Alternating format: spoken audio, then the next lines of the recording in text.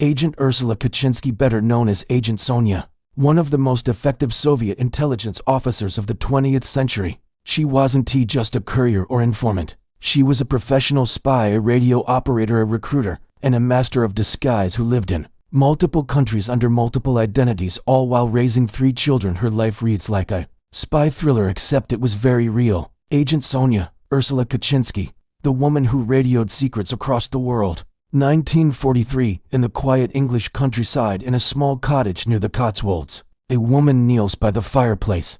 To her neighbors she is Ursula Burton, a kind middle-aged wife tending to her 3 children, but hidden behind the ordinary is something extraordinary. Beneath the rug behind a trapdoor rests a radio transmitter. As bombs fall across Europe, Ursula sends encrypted messages across continents. Her hands steady on the Morse key. She is no ordinary housewife. She is Agent Sonia, one of the Soviet Union's most valuable spies. Ursula Kaczynski was born in Berlin in 1907 into a wealthy intellectual Jewish family. Her father was a renowned economist, her mother an artist. Books lined the walls of their home. Discussions about politics, justice, and the future of society were part of daily life. But Berlin in the 1920s was a city of turbulence.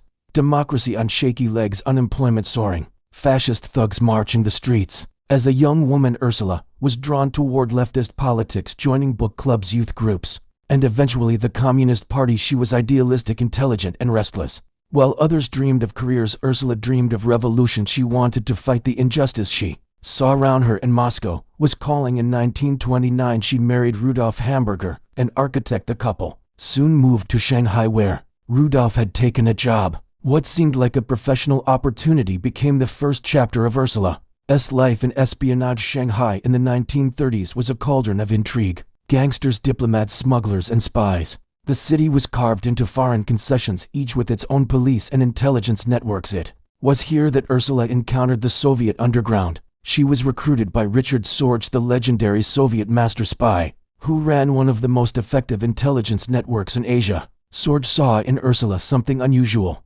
discipline, political conviction, and courage. She was no dilettante. She was prepared to risk everything. Soon Ursula began her training: radio operations, codes, clandestine meetings. She carried her first missions in the chaotic streets of Shanghai, learning to hide in plain sight. It was here, in the teeming alleys of Shanghai, that a young German architect's wife became Agent Sonia, a new identity that would carry her across continents. By 1935, Ursula was called to Moscow for advanced training. In the Soviet Union, she became part of the Red Army's intelligence service, the GRU. She learned how to run agents, maintain covers, and build wireless networks. It was also in Moscow that she met Len Burton, a fellow spy who would later become her husband. Their partnership was one of both practicality and loyalty. In espionage, love was often a luxury, but trust was everything. Ursula also witnessed firsthand the paranoia of Stalin's purge, as many comrades disappeared overnight, swallowed by the machinery of suspicion. Yet Ursula remained steadfast to her.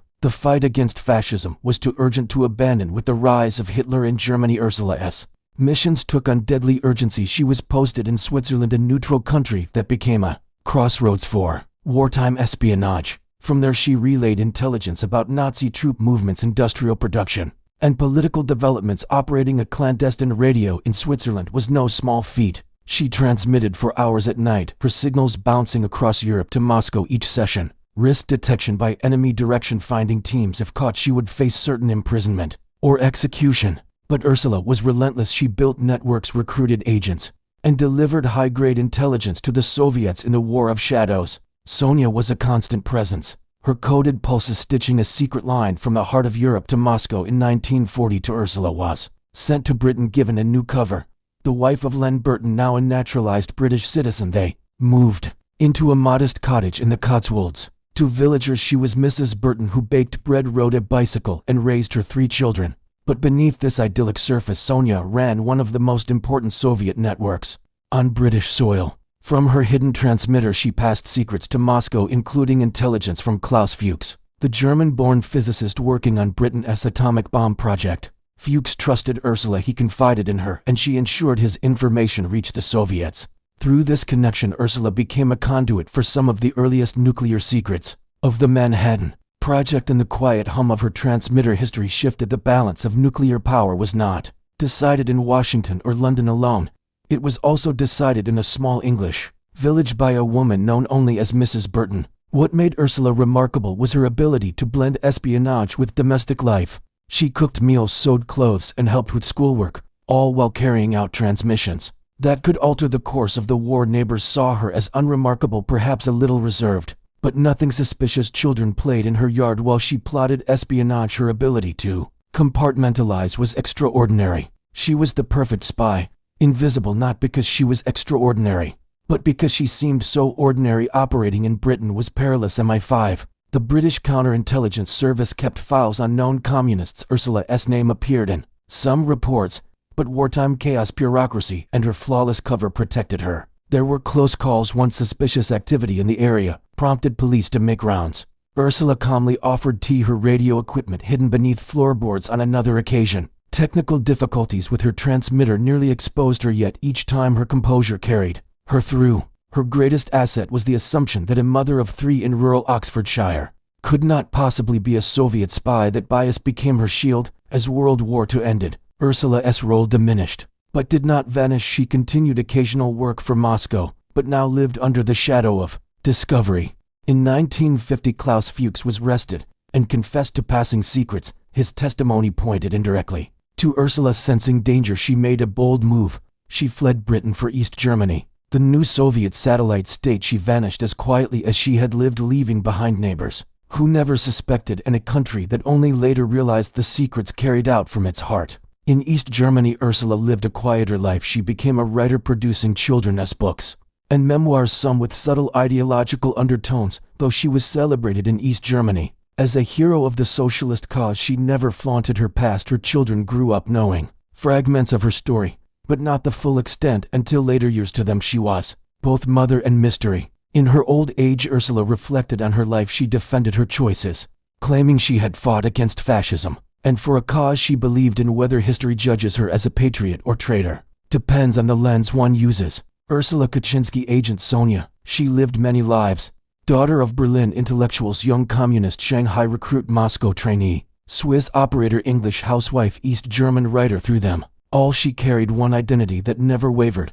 Loyal servant of Moscow, she raised children with one hand and altered geopolitics with the other. In her quiet pulses of Morse code, the 20th century was rewritten. Her story reminds us that espionage is not just about gadgets, car chases, or assassinations. Sometimes it is about the woman next door, unassuming, unnoticed, unseen, who carries the weight of history in the shadows. Living as a spy requires more than skill. It demands a complete reconstruction of identity. For Ursula, this balancing act became her greatest test to the outside world. She was a polite neighbor, a caring mother, and a quiet intellectual, but deep within she harbored an entirely different existence, a soldier of the Soviet cause. How did she keep the two worlds separate? She mastered the art of compartmentalization. When with her children, she sang songs, helped with homework, and laughed at their jokes the moment she sat at her radio. However, her mind transformed into something mechanical, and disciplined emotions were locked away. She was no longer Mama, she was Sonia. Psychologists who later studied her case note that Ursula exhibited traits of extreme self-control and adaptability. Unlike some spies motivated by money or thrill, Ursula was motivated by ideology. Her belief in communism and her hatred of fascism allowed her to rationalize every risk she took. To be a mother is to nurture life. To be a spy is to risk it. Ursula lived both contradictions, and she lived them well. Though her cover was ordinary, Ursula was a master of advanced spycraft. Her radio operations were legendary, operating shortwave transmitters in wartime. Britain was dangerous. The British employed vans equipped with direction-finding antennas to track illegal signals, but Ursula knew how to outmaneuver them. She used portable radios that could be quickly hidden. She transmitted at irregular intervals, never keeping a pattern. Sometimes she would send short bursts, then stop, pretending to cook dinner or feed her baby before resuming. She understood that routine was death in espionage. Equally important was her use of dead drops, hidden containers in forest pots or rural fields where she could exchange packages with other agents. She also practiced brush passes, where two individuals would meet briefly in public, exchange items in seconds, and walk away as strangers. Perhaps her most brilliant technique was the use of her children as camouflage. Few security officers would suspect a woman walking with a baby stroller was carrying microfilm or coded papers. She would sew documents into the lining of clothing or hide them inside jars of food. She weaponized the assumptions of society. The world believed a mother could not be a spy. That belief became her armor. But the toll on her personal life was immense. Ursula's first marriage to Rudolf Hamburger had already crumbled under the weight of politics and espionage. With Len Burton, she found a more stable partner, but even that relationship was tested by secrecy. Her children grew up sensing their mother carried secrets. She was loving, yes, but also distracted. At times she would disappear without explanation, only to return with a calm smile as if nothing had happened. Her children later admitted that they often felt a distance, a part of her they could never touch. One of her sons once said, "She was always to people I think we only knew one of them." It is one of the eternal tragedies of spies. In serving a cause larger than themselves, they sacrifice intimacy with those closest to them. Among the many agents Ursula worked with, none was more consequential than Klaus Fuchs, the physicist who leaked nuclear secrets. Their relationship was not romantic, but built on profound trust. Fuchs was a man of science, but also of ideology. He too believed that no one nation should monopolize the atomic bomb. Ursula became his confidant, the person to whom he could unburden his conscience. When they met, it was usually under the guise of casual walks or household visits. Fuchs would pass documents or verbal intelligence, and Ursula would carefully memorize or transmit the details. In the quiet exchanges between a physicist and a housewife, the future of nuclear warfare was decided. Hiroshima and Nagasaki had already been destroyed, but through Sonia and Fuchs the Soviets ensured the balance of power would never be one-sided. It is likely that without Fuchs, and without Ursula as his handler, the Soviet Union would have lagged years behind in nuclear development. Instead, by 1949, they detonated their first atomic bomb. The Cold War nuclear arms race was born. In intelligence circles, women were often underestimated, seen as auxiliaries rather than leaders. Ursula shattered that stereotype.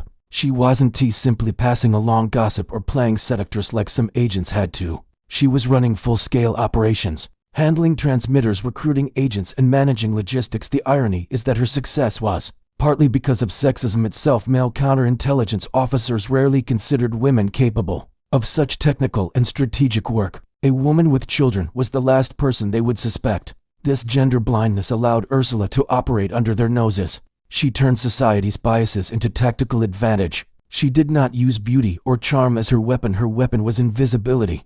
The invisibility granted by a world that refused to see her as dangerous. By 1950, her situation in Britain grew precarious. Klaus Fuchs had been arrested. MI5 had suspicions about his contacts. Ursula knew it was only a matter of time before the net tightened. Her escape was masterful. Under the pretext of visiting family, she quietly left Britain and crossed into East Germany. By the time British authorities realized her role, she was firmly under Soviet protection. In East Germany, she became something of a legend. Though her exploits were kept from the public for years within intelligence circles, however, she was celebrated as one of the GRU's most reliable operatives in East Germany. Ursula reinvented herself once more, this time as a writer. She published children's stories, novels, and semi-autobiographical works. Some of her books carried subtle political undertones, reflecting her worldview, but beneath the literary career she remained proud of her espionage work. Even in old age, when interviewed, she showed no remorse. She insisted that she had acted out of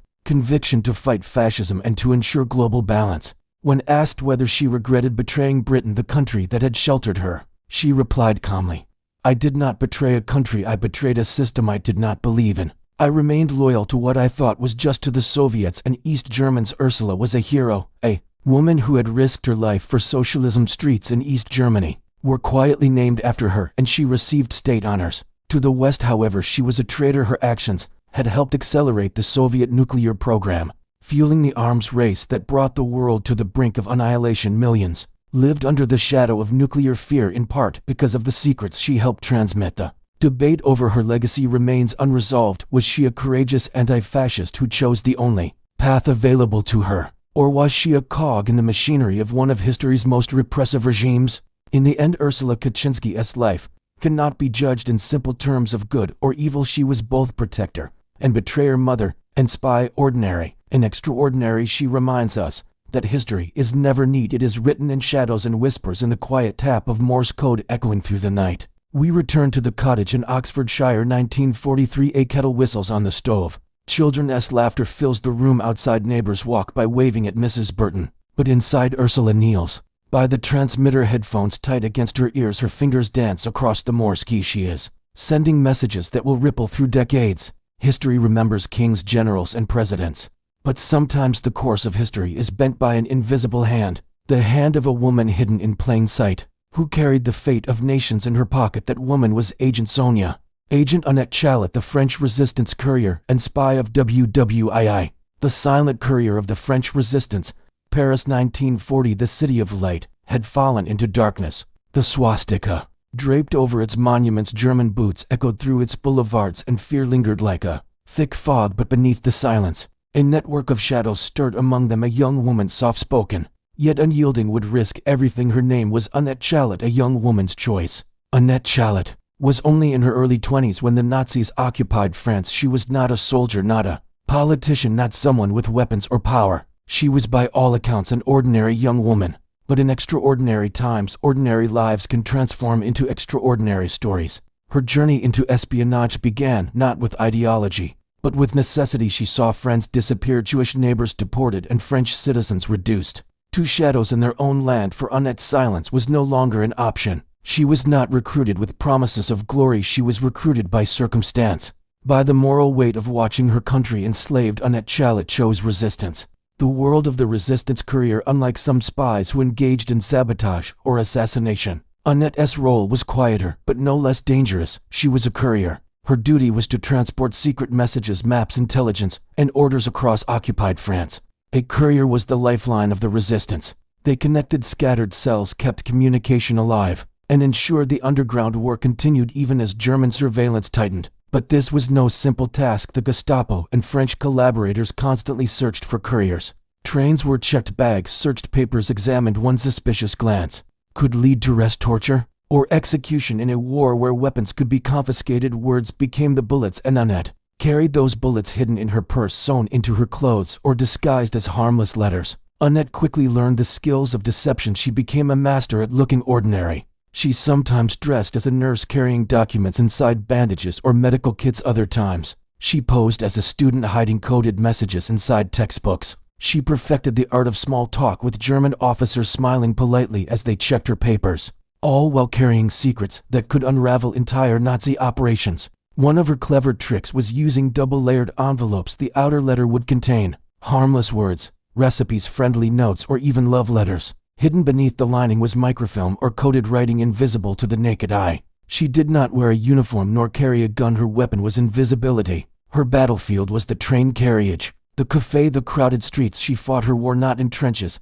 but in whispers and folded paper. The life of a courier was a constant game with death. On one occasion, while traveling by train, Annette carried crucial intelligence about German troop movements. As the train neared a checkpoint, German soldiers boarded, demanding papers and searching luggage. Her heart pounded. Hidden in the lining of her coat was a coded map. If found, it would mean immediate execution.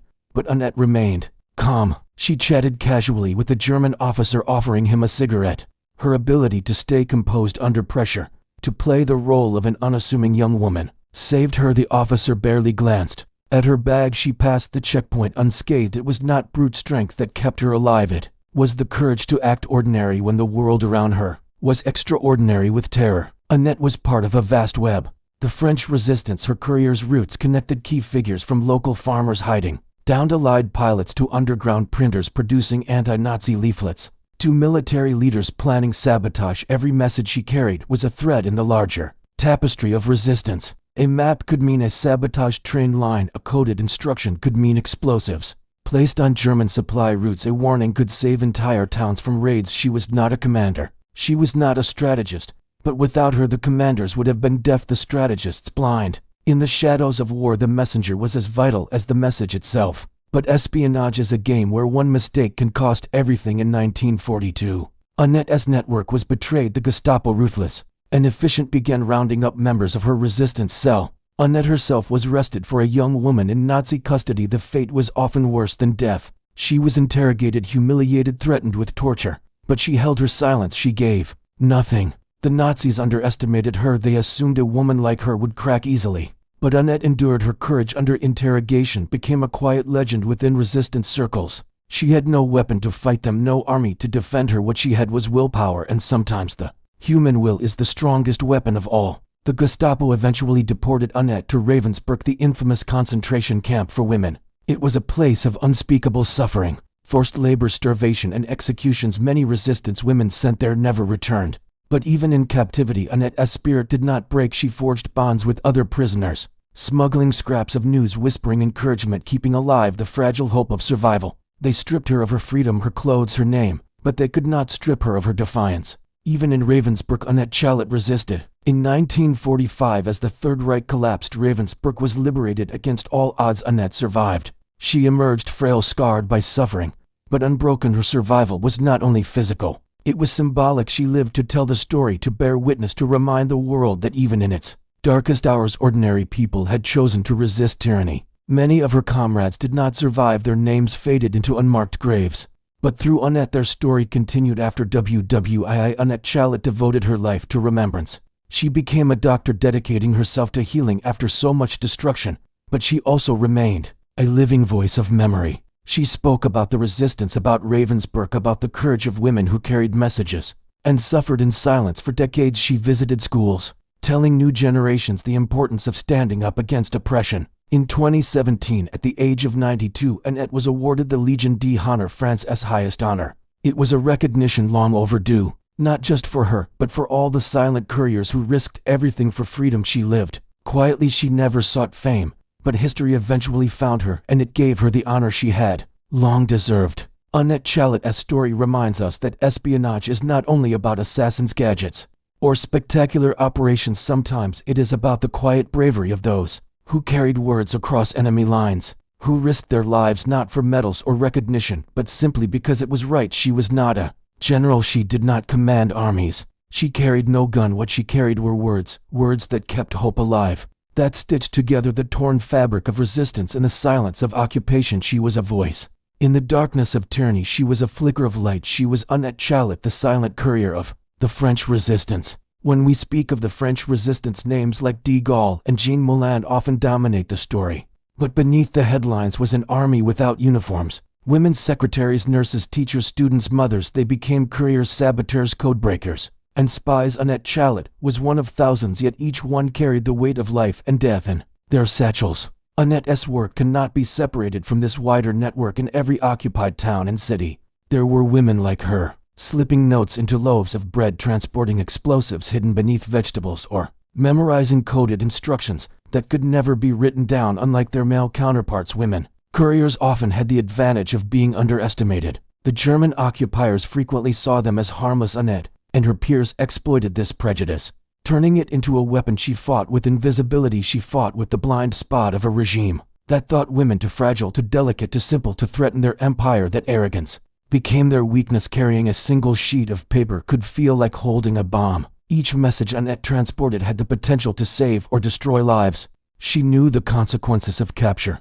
brutal interrogation, betrayal of comrades, execution. Imagine her walking down a crowded street in Lyon, or Toulouse. German soldiers stand on corners, rifles slung casually, eyes scanning the crowd. Annette's footsteps echo beneath her calm expression. Her mind calculates 1,000 possibilities. What if they ask to see her bag? What if her forged papers don't hold up? What if her contact has already been arrested? The tension was unrelenting. Every knock on a door, every glance from a stranger, every sound of boots behind her could mean the end. She carried not only paper, she carried the pulse of the underground. In her hands, freedom was fragile, delicate, but alive. Annette later admitted that fear was her constant companion, but she also understood its paradox. Fear sharpened her senses. It kept her alert, cautious, careful. To be reckless was to invite death. To be fearless was to be foolish. Psychologists today would describe what Annette and her peers endured as chronic stress at the highest levels. The brain under occupation learns to adapt, noticing patterns, reading danger in subtle movements, detecting lies in casual conversations.